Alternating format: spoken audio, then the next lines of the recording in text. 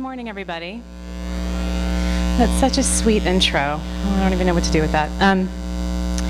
So I'm Sonali Sangeeta Balajee. I'm a senior policy advisor in Multnomah County for the Office of Diversity and Equity. And I'm so honored to be here. This was just a birth of an idea, a concept to apply for the Keynote and be a part of this. And now we're actually here. And so much has happened, too, in the past 8 months in our work. And so today, what this is about is we're one jurisdiction that's working on this. We have a lot of other national partners working on this, too. So in the way that Puanani talked about storytelling, I offer this to you as one story, a very pivotal one, though, and, hope that there are things that you can take away from this. And the other part of it is, too, in witnessing a lot of your programs and a lot of the workshops, a lot of this work is happening. And it was amazing to really see that and see those examples. So I'll talk about that as well. So one caveat, my really good friend Misako joined me as well. And I'm very, very caffeinated. I don't drink coffee very often, so this could be quite the experience. There was a bit of a ruckus in the room above us for most of the evening, and we had to call the manager twice, and it's fine for the conference coordinators, it's all good. But just, that's the caveat, if I start going too fast, just go slow. So a lot of this work is about how we make our decisions and how we think about the way we make our decisions around equity and justice, really at the core. And so we're going to begin and end with a moment of mindfulness, a moment of sitting with our breath. It's really critical to model what the change that we want to see. So I invite all of you to sit just for a moment and think about these sorts of statements. We are all connected, and we all benefit when all of us are thriving. And just think about your experience here and just breathe deeply, and we'll come back in just a moment.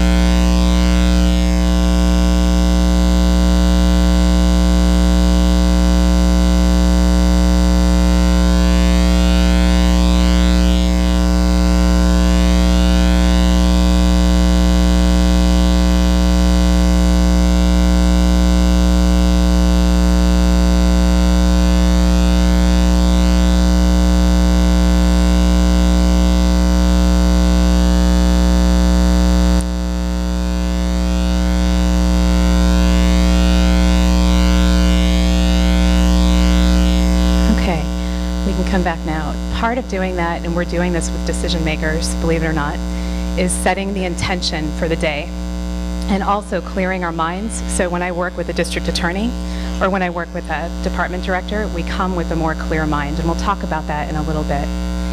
Right now, what I want to do is, one of the key things, we hear these words, and they are buzzwords. They're everywhere. What does equity mean? What does, empowerment mean? So the first thing we're going to do to model a lot of what I hear you all talking about too is, in partners, I want to talk briefly about how do you define justice, right? So not just words, but getting back to Puanani's work, as Bob Franco talked about some of this yesterday too, what are the visions and the images that come to mind when you think about defining justice? So just take a couple minutes with someone next to you, or if you have a small table, then you can talk together. And Misako and Josh will have mics, and we're going to take a couple pieces before we start, okay? Okay, let's go ahead and come back together. Such amazing conversations we're having, yeah? Okay, so on your left is Josh. Josh is right there with the mic. And on your right is Misako. And I'd love to hear a few thoughts about how you define justice, right? So let's go ahead and take some volunteers. I know a lot of you are quite talkative, so let's have some good conversation.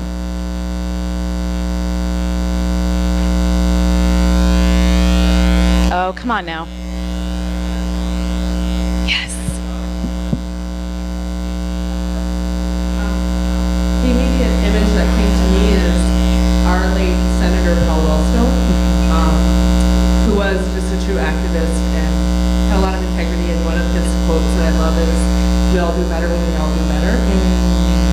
Beautiful. Thank you. We all do better when we all do better. Yeah. Great. Okay. Hi. One of my favorite Cornel West quotes is "Justice is what love looks like in action." Ooh.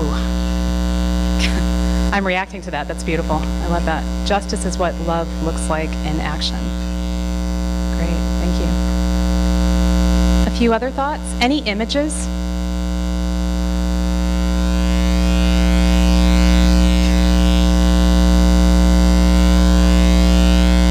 me, I would say it's asking myself with some regularity, who's not here?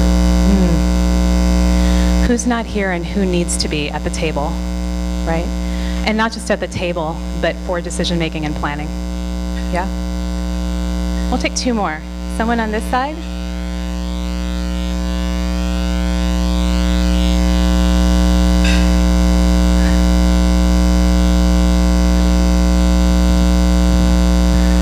This isn't really a definition, but it was more of an image of a just world we realized nobody would honk their horns.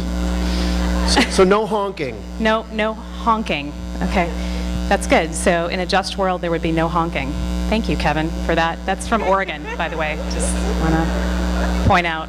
All right. Any burning last points? Anything they really want to share? One more. Okay, great. Just get one more. Yes, I'm sure. The first page that came to my mind is the Oh, right. Great. Thank you. So part of this is also modeling. I read this really great piece by a few psychologists who wrote this piece in the New York Times in the fall. And when you start by asking young people, adults, your staff, how do you define justice in the very beginning of a session? Not as an icebreaker, I think this was said before, but as a way to engage and have them vision.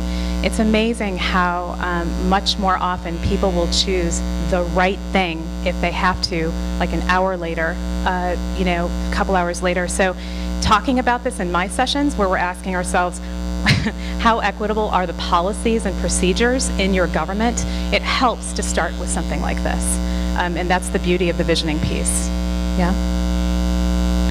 So this is how we define racial equity, and it's a combination of different definitions that have come from our brothers and sisters in the city of Seattle who are doing amazing work, Alameda County, King County, which is also in Seattle, and in other places internationally. So we've heard about the fair and just distribution of resources. We talk about like housing and early childhood. Higher ed is a key part of that as well. Healthcare. But we also, and along with that, the economic and social systems that are sustainable and that sustain all people. And that comes from the environmental justice folks too. And we're also talking about the meaningful engagement of communities of color in planning, decision-making, and evaluation. So at all stages of the game, when there are major decisions happening, not just, well, where should we hold this forum? Should it be by your neighborhood? Those are good questions, but how do we continue to ask these meaningful questions? And I've heard some of this in the workshops around engaging people authentically to have them sort of create decisions together in partnership about the direction, for instance, of a civic engagement center or some of your efforts. This piece is really critical, and it's one that's very hard to do in government. But it's how do you embody racial equity and empowerment principles as you go? So that's one of the hardest things, is to have these discussions in government with leaders and say, we're not going to go through and have a strict bureaucratic agenda for this, because we have community leaders at the table, we have young people at the table, we want to build authentic adult and youth partnerships. We're going to have to change the way that we relate to each other, and that's embodying sort of being the change you want to see. And then a bold and courageous long-term commitment to unearthing the root causes and addressing barriers. I heard in one of the discussions here, we're not just about skimming off the tops of the weeds, right? We're about looking at what is at the root and how do we work with that. And it might take a bit longer, but how do we work with that? Does that make sense to folks? So this is how we identify equity, racial justice. And based on this, I want to share a little bit about our tool. So what is this equity and empowerment lens? And the first thing I'll share is that we're the only lens or tool in the country within our public sector field that utilizes the word empowerment as well. And it was highly strategic, and people hated it in the beginning. But because we talk about this as the fair and just distribution of resources as well as the meaningful engagement, that gets lost when you just say equity or when you say racial justice or social justice. It can often get lost. So we deliberately put it in the title, and now it's just part of what we talk about. So the actual tool itself, it's not unlike environmental audits, right? It's actually a set of questions that we use internally, and we also use externally with our community members. A set of questions that's based on the definitions we were talking about. And it's a process of asking mindful, reflective questions regarding race and culture. So that's something that I heard a lot about too, you know, this idea of being much more inquiry-based in the approaches that service learning takes, and really focusing on this knowledge and development of self from a reflective space. Very common. It's very common. It's definitely a way to think differently about our work, getting at eliminating the inequities. So all the data we hear and how many young people of color are graduating from college or even entering college or having access. It's a way to think differently about that and think more broadly and expansively. And it's based on paradigms. And this is a really interesting point. I'll get to this in part of the story in a second, but based on paradigms that are community supported. So we integrate a lot of community of color models. They're sustainable. We incorporate environmental justice principles by asking a question. Look, if you have the siting of this center or clinic, how are you considering the environment? How are you considering the impacts on your low-income families and people of color, right? So it's sustainability based, informed by the relational worldview, which I'll talk about in a little bit. It's an indigenous piece, an indigenous worldview. Brain and mind research. I know this is a lot, but I'm just laying it out first, and then we'll talk about it, trust me. And also the role of understanding trauma, okay?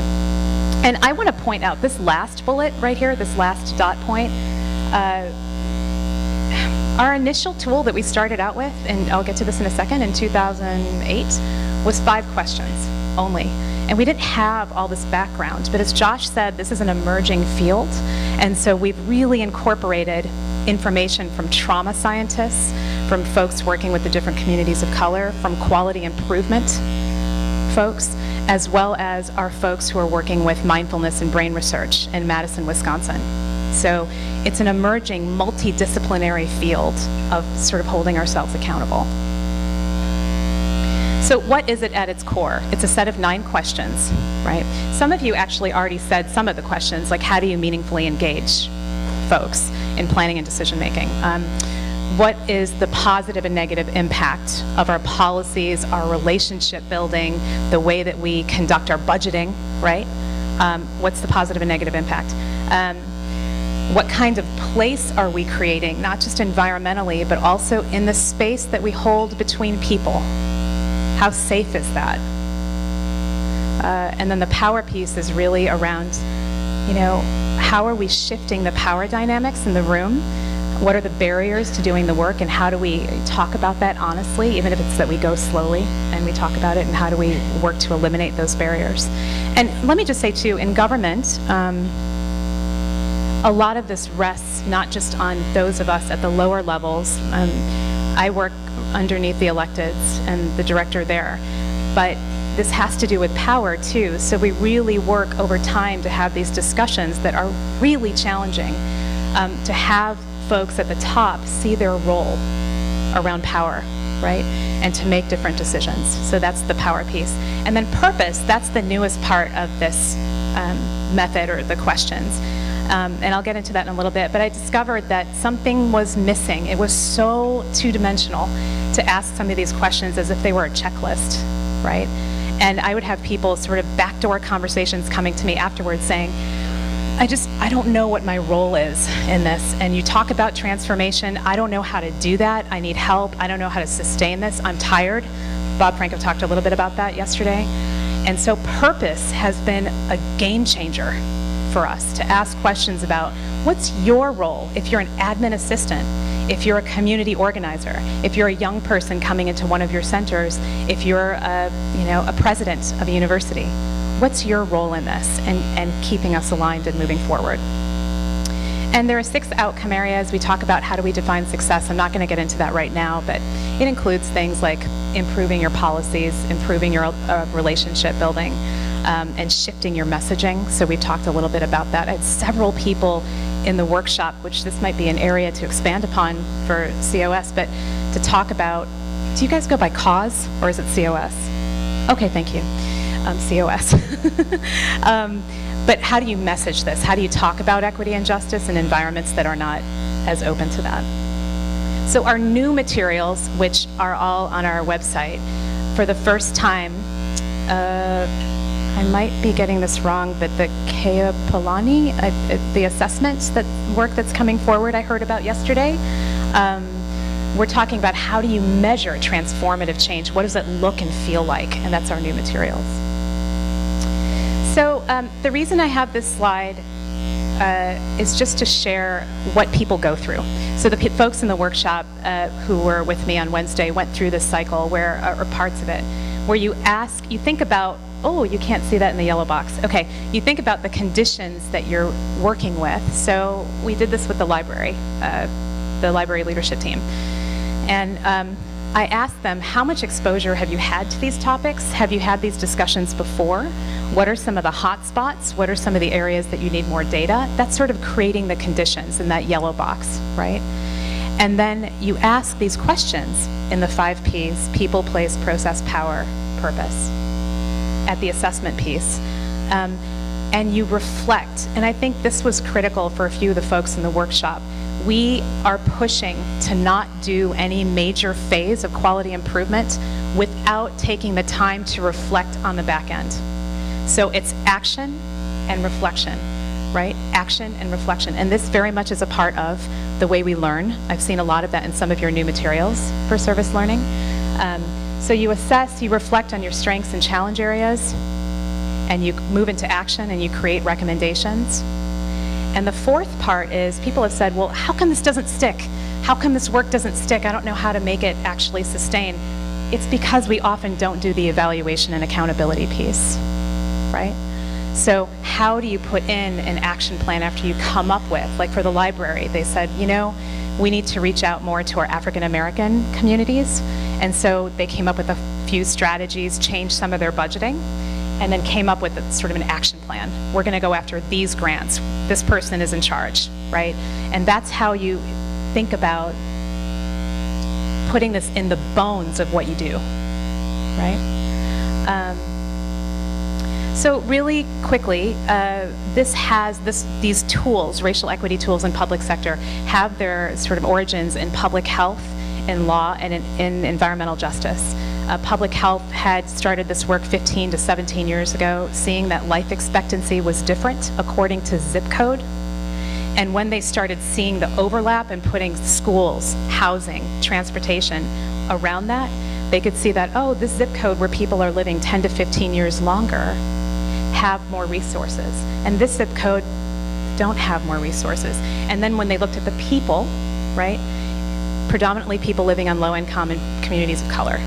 So from that, they asked the question, well, what kinds of planning, like how are we deciding where the resources go, and how do we work our way back to figure out how we made those decisions and how not to make those decisions again? So that's where that comes from. We're part of a national and international movement. It is insane. Okay, so last week for the Governing for Racial Equity Conference, we expected maybe 250 people. This is the first time, it's the 3rd annual conference. The first time we had 5 jurisdictions planning it, so we had the mayors and chairs on board from City of Seattle, they're governing King County, City of Portland, Multnomah County, which is where I'm from, and San Francisco Human Rights. It turned out that 510 people came from across the country. So this is not just, I need to be really clear, yes, it's within government, but all of us have community partners with school districts, higher ed, healthcare, housing, transportation, and this is a movement, and all of us are a part of it, yeah? I think the work that I have found coming from my background in business and education, what I love about this is that it provides a frame, it provides really good language and, very concrete questions to. So I just wanted to share, we're all part of this movement, and it's just awesome. The data's clear. Individually based strategies alone are not working. They're not eliminating these large inequities and gaps. We need more social community partnership building. I'm looking at Bob. He talked a lot about this yesterday. Building the networks, holding ourselves accountable. The communities have spoken, at least in our jurisdiction, they have spoken very, very clearly for greater accountability and grounding in paradigms that speak to them, that's sort of from their culture. And for us as public servants, we have an obligation to act, period. So if we're here for all, right, which is in our law and our policy, for public sector at least, then we need to think about why all of us are not doing well. Coming back to your comment about we all benefit, I think that was the sort of theme of what you were talking about with Paul Wellstone, right? We all can do better if we all do better. Was that it? Something like that, yeah. Okay. So the history of our lens, like I said, public health tools have been in process for 15 years, yeah, and 2008 is when we came out with this really intense racial ethnic disparities report. I was in tears reading it. I mean, you know this stuff, but coming back to Puanani's work around the importance of feeling, it was very intense to see across the indicators what's going on around heart disease, chronic illness, all of that. And with that, we founded the Health Equity Initiative. So the data started it. We had community support. I'm offering this as sort of strategy too. It wasn't just we started it and it happened. There was community support. There were a few allies on the inside of government pushing up, saying we need an initiative.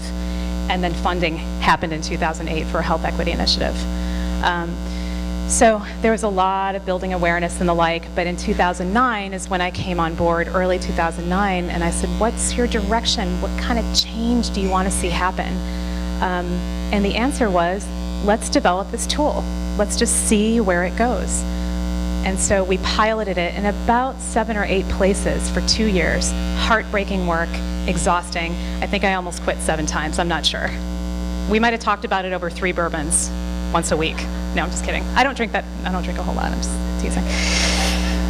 Okay. Did I say I didn't sleep very much? Yeah, okay. Yeah, but it's very backbreaking, and my point is that many of us knew that our first tools would fail because they didn't have the proper seeding, right? They didn't have the proper training around them, nor the materials, and it can be traumatizing to come into a clinic, to come into a community center and say, hey, take this tool, try it, it's important to our county, blah, right? Failed time and time again. So the materials we have online now have these 9 questions, but they also have educational materials. They also have leadership statements, and we have case studies now. The other jurisdictions, the Portland Public School District, Portland State University also is looking at this, have learned from these experiences, and they're doing things in different ways. So that's awesome for them. But we also have had great learnings from our mentors at City of Seattle and King County that have prevented us from doing certain things as well. So it really is a journey. In the first phase, now 2011 to 2013, our chair said, how great that the health department tried it as a pilot. Let's take it and blitz it countywide. And so the health department is one of 8 or 9 departments, I think, in the county. And so that was another strategy. Pilot it somewhere small. Try it with a bunch of young people, with some faculty, and then multiply it and have it go bigger, right?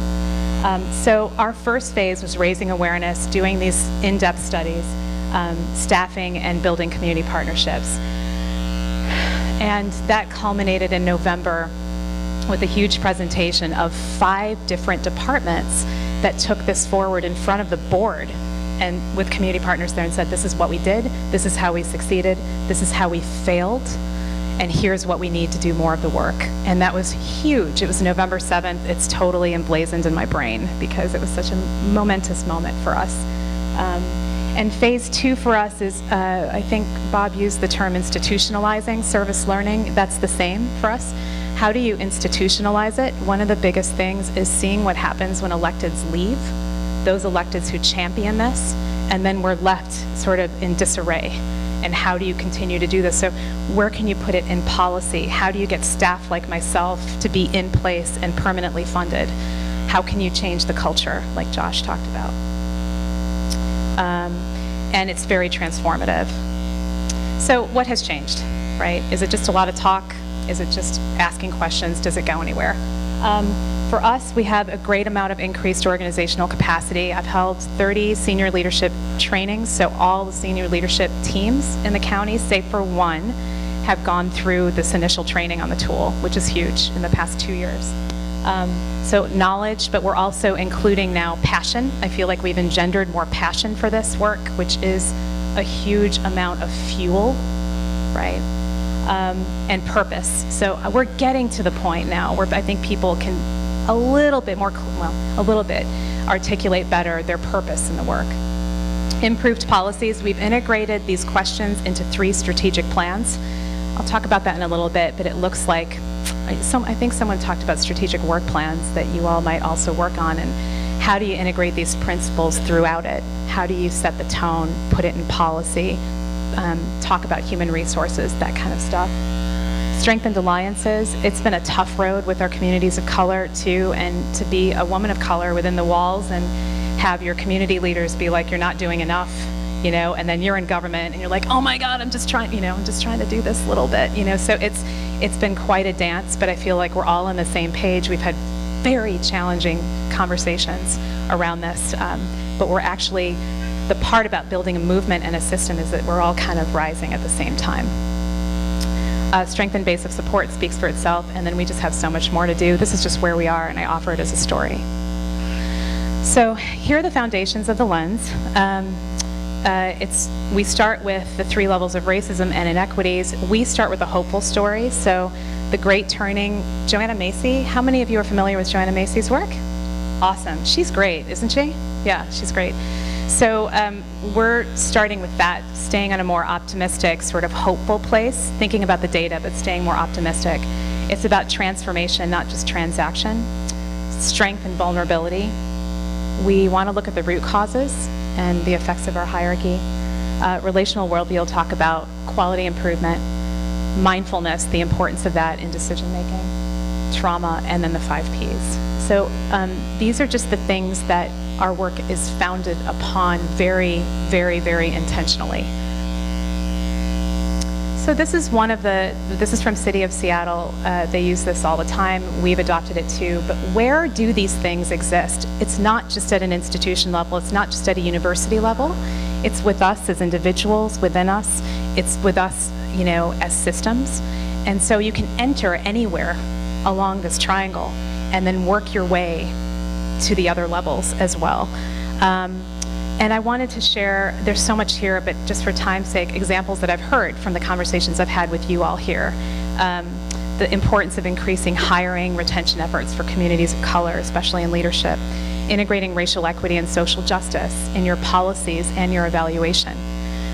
Intentionally building coalitions. I love how much emphasis is placed on that in this room. Love it, love it, love it. It goes back to community organizing days with Josh. I wanted to highlight an example from UCLA. Where are those folks in the room? They had a great, awesome workshop. I was almost in tears yesterday. It was so awesome. Great, yeah, great. But just this piece around, having volunteers meet with labor organizations, awesome. Economic justice, meet with other partners.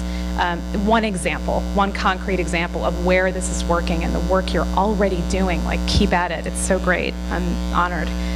Eliminating policies that are not racially just and empowering, and then instituting those which are, and creating the conditions necessary for transformation. So one story here is, I was working with Schools Uniting Neighborhoods project. It's community schools. How many of you are aware of community schools? Sweet, that's great. And they started out by asking a question: what would happen when we do our budgeting if we integrate race along with class? What would happen? And they're putting out this big RFP, request for proposals, big sort of budget ask. And so they amassed a team of people. Even in that, they asked the question, how do we meaningfully engage folks, right? And they had young people at the table, communities of color leaders, a couple providers, and our county leadership. And we all thought, well, I'll say the leadership at the time thought that we could get through the process in 4 weeks, right? We'll have 3 meetings, we'll move through the questions, we'll come up with some ways to change our RFP, request for proposals, we'll be done. So not what happened. So that group had some really challenging conversations. We had not set the conditions to have providers who were vying for the money, along with community of color leaders, along with young people. We hadn't created a safe space for people to talk. We hadn't actually said, this is our purpose, we're all moving together in this way. We hadn't built failure into the process, which is key to this work. And so all of a sudden, it blew up. That was a really tough conversation. And so we went back and integrated flexibility and came back and said, okay, what do we need? This process is not working for us. What do we need to move forward? And what ended up happening was they said to us, we can't ask these questions around racial equity and justice around this huge, $1 million system when you don't have a policy or a theory of change that says you're about equity and justice, right? And we know it's a promising practice, we meaning those of us who do the work. But it was astounding to be told that. And so then we went back through the cycle, and actually our product was that theory of change and that guiding policy. So it's huge. It's not just a 2-pager. It's something that guides all the decisions, all the thinking, all the relationship building, and the resource allocation, right? How awesome is that? So anyway, that came from bringing people together, having tough conversations, moving them through this, asking really tough questions, and the product was something that we didn't think of in the beginning. And it will have cascading benefits, right? That will affect our community partners, our school districts, any of the higher ed folks who are working with us. Our anti-poverty services will now have to answer to this policy. So does that make sense, sort of to see it in action? Okay. So this is a familiar framework, maybe a different graphic than you've seen before. It's our river graphic. And at the bottom, you see things like jails, clinics, schools, farmers markets, and that's what we call downstream. And what we want to do in this work is move more upstream. So what's at the root, at the top, that guides all of our planning and decision making? And at the top, you see a little Capitol building up there, little government office. For you all, it might be where decisions are made on leadership teams. And there's a table with folks, and getting back to bringing people to the table, you want to bring people to the table to affect the decisions that create all the other conditions as you go along. So this is key for us, upstream, downstream, and how can you at any level move more upstream and ask questions about planning and decision making.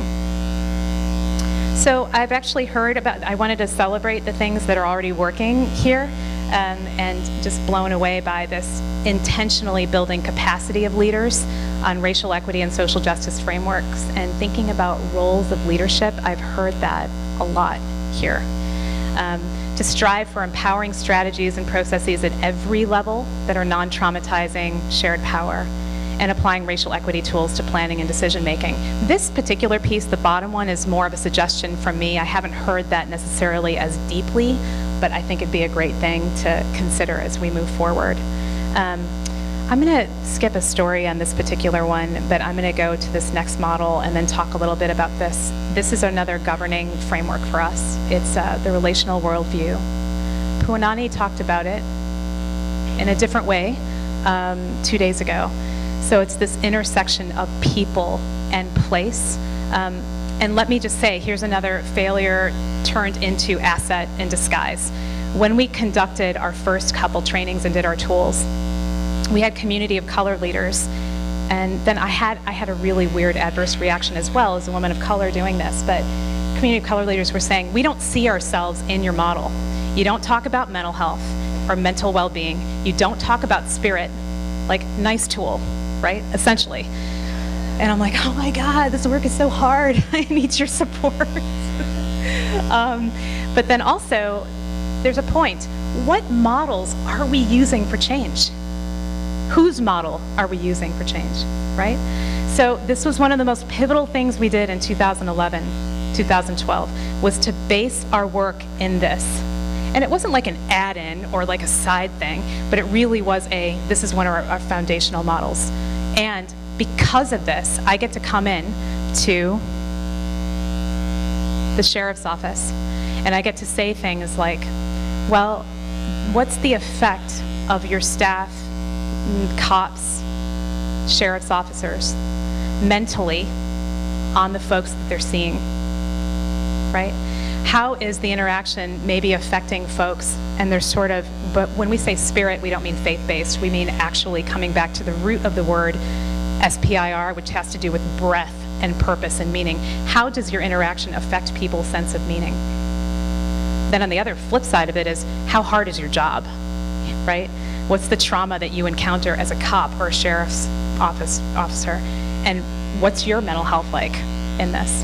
And that shifts the game in a second. It shifts the types of recommendations. It shifts, I'm looking at Bob right now, it shifts the types of actions around community building, networking, the need for that, the need for hope to guide the way, and the need for leaders to take a step up. We've had some of our key leadership, our chairs and our elected say, oh my, it's up to me to inspire. I need to figure out how to do that with this and how to open up the doors, right? So this connects land, resources, people, spirit and purpose, and it's based on balance, based on inclusion, whole brain thinking, actually. So what does that look like? Well, this article, I called Josh, or did I text you? I don't know. It was like Wednesday night, and I found this great article by Christine Kress from Portland State about the various levels of service learning, and she talked a lot about the piece about self-knowledge and reflection, making sure that it's not just critical thinking based, which is really key, but also stresses emotional intelligence, right? And stresses transformation of self as a young person, as a student, as a community partner, as a leader. Balance cooperation with competition, quality improvement with transformation.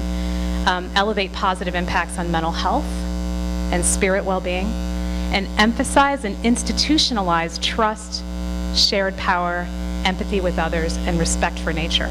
That's what this model is based on. Awesome story.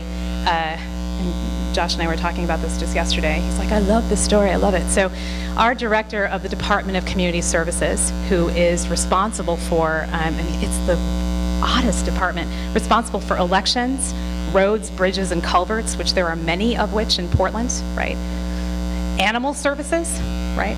And he came forward. So there are many little pieces here that kind of talk about the change. I'm so excited this podium might fall over. Let's see. Okay. But there are many parts here that are part of the change, and one of them is that he decided to come forward. He was our first case study. He's like, I have no idea how this is going to work, but I'm going to try it. I said, great. So we engaged in a 6-week process with him. We didn't even have the 4 Ps yet. It was just a set of 9 questions, right? And by the end of it, we applied the lens to a capital improvement plan. I've said this before, that stuff is not very interesting to me. So, you know, this plan that talks about transportation and why the bridges are placed where they are, and I was like, this is going to be a great exercise for me because I'm much more human services oriented. And by the end of it, well, one thing that was really critical was he said, this takes a different kind of thinking. You're asking me to, ask myself, how does this plan positively affect people or negatively affect people, and how? It's like, I don't know how to do that. And my feedback to him, which I shared with the workshop participants, was to turn your cell phone off, get away from technology, go for long walks, and get quiet. And that actually, those 4 things have been a cornerstone for how do you access wisdom, not just quick thinking, but this kind of work takes a lot of sitting with your own self and wisdom, right? And from that came something amazing. Another question we have is, how does what you do affect sort of the social sectors? So for higher ed, okay, and from my experiences in higher ed, you can have effects on poverty, you can have effects on empowerment, positive effects. You can have positive effects on the ability to income development as a result of moving through a good higher ed experience, right? For this guy, talking about bridges and culverts, he came and articulated so clearly that he got it when he was trying to explain to a street sweeper how the street sweeper's work led to racial equity. Okay, so in the example, because of all these conversations he had had over 6 weeks, this is how he did it. Street sweeping gets rid of debris that goes into the culverts. The culverts then become more pure, allowing for better water and more salmon runs that affect the rivers in Portland. And then who's the beneficiary of that? People who are fishing. And what about those people? This is the lens piece, right? You keep going in and it explodes. It's like fractals. I love it. But it explodes a bit, right? And so the people who are benefiting are tribes, right? As well as our Ukrainian and Russian populations who fish in the eastern part of our rivers. And then he had to ask himself, oh, do I meaningfully engage these people in this planning? The answer was no, not yet. And so that became a recommendation to meaningfully engage more native indigenous populations, to meaningfully engage the Ukrainian Russian population, to market the story of how anything we do can be related. If you can relate a street sweeper to racial equity, I mean, we can do it with anything. And his modeling of the change as a leader, as a director, went super far. So he's so excited. He has a PowerPoint now. He takes it out, has all these pictures of fish on it, and I mean, I don't know, whatever. And yeah, and then, you know, the other thing that he does too is he talks about the native indigenous populations. A leader in government does. Oh, a white leader, says Josh. Absolutely, thank you. Right, so these are the changes we want to see, and we're starting to track them, and it's so critical. So we talk about here the spiritual sustenance of the fish. In the context piece, it's socioeconomic, environment, culture, schools, housing, higher ed. That's context. So in this particular example, it's a source of income for some folks and food sustenance, right? Mental well-being is affected. And body, it's a very healthy thing to have healthy water and healthy fish if you're going to do that. So that's another story. So we're gonna end here in just a second. I'm realizing time also, but I want to just cover a few more things. This has been a very intriguing and very pivotal part of the work. We've had, these amazing, can I say badass? I'm going to say badass. Trauma scientists from Portland State University that I had the pleasure to get to know as I was working with the DA's office. And they came up to me after one of the sessions and said, you are not doing racial equity and social justice work unless you're talking about trauma-informed care and trauma-informed approaches. Blew me out of the water, right? I have a little bit of social work background, but I hadn't really integrated those pieces. And here's why. This also dovetails with all of the work around mindfulness that's happening in the country now too. Decision-making is positively affected by calm and resilient minds. Emotional stress and trauma, even of our own, of all of us in the room, right, can inhibit the growth of our neurons, actually. Historical legacies stemming from slavery are still present in our structures and hierarchies, and that can be very traumatic, especially for folks of color. Resulting trauma happens in ongoing ways. Sometimes it's a comment, it's not a huge policy. Microaggressions and the like. And this kind of work, it is hard. It's very hard. It's also very energizing to think in complex ways. Requires clear minds and emotional intelligence. And to do racial equity, it must be trauma-informed. So let's talk about some of the things you've heard in the past little bit of time. Puanani talks about ceremony, reflection, and silence. Totally key for healthy minds, healthy decision-making. We need to build trauma awareness and acknowledgement at all levels. I also want to pause and say what I said in the workshop, which is some of this information might be hard to hear for some of us too, and we come to this with different stages of readiness, but I just want to make sure and clearly state that it's critical. We need to lead with thinking and feeling, visioning and action. Integrate intentional work on your own sense of purpose and how one makes meaning. It's one of the most sustaining things around feeling exhausted too. Connect with and restore nature and integrate and reward self-care. So for the first time in our work, we're saying that we don't want to do racial equity initiatives in our government without integrating self-care plans and rewarding them. And that is not just sort of Sonali talking. Our trauma scientists said that. I had them go over our evaluation and say, cross out things that don't make sense, integrate things, and they wrote in, must integrate self-care if you're going to do this work and sustain it. So the world changes according to the way people see it, and if you can alter even by a millimeter the way people look at reality, then you can change the world, right? That's what the lens is. It's a portal. It's not perfect, but it's a portal, and it's all-encompassing, and it allows us a process and a way to start asking these questions. This is just one of our worksheets. It's the 4 Ps. You put your issue or decision in the middle. The words aren't important, but you kind of go around methodically and ask these questions. And I think I'm going to end with this particular slide. It's one of the most moving we have about creating the conditions necessary for change. So even the health, different folks, leaders in health and schools have said, well, if you're not just doing the tool, or if you're only doing the tool, you're only doing the work. And what we have found is these are the backdoor conversations I have after every session. Like, how do we create the conditions to even ask the questions, right? So you have this sort of thought-based stuff, but you have to consider the casing within which it's being done and how you manifest it.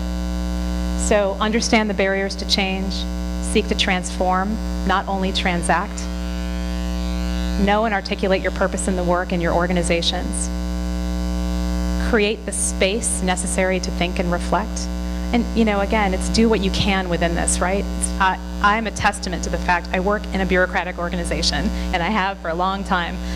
So you take what you can and implement what you can. Develop a wider sense of self, promote shared power, let go of needing to know the answer, and live with a larger view of time. So with that, let's end just for a minute. And we're going to do the same thing, where we sit and we sort of think about our own purpose with our COS work, with social justice, and just take a breath. So I invite all of you just to sit for 1 minute, and then we'll disperse after that.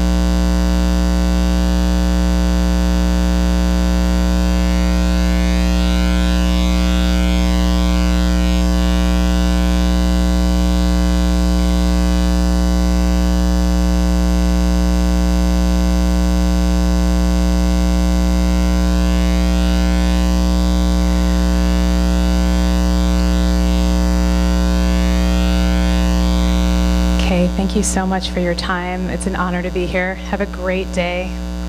Take care.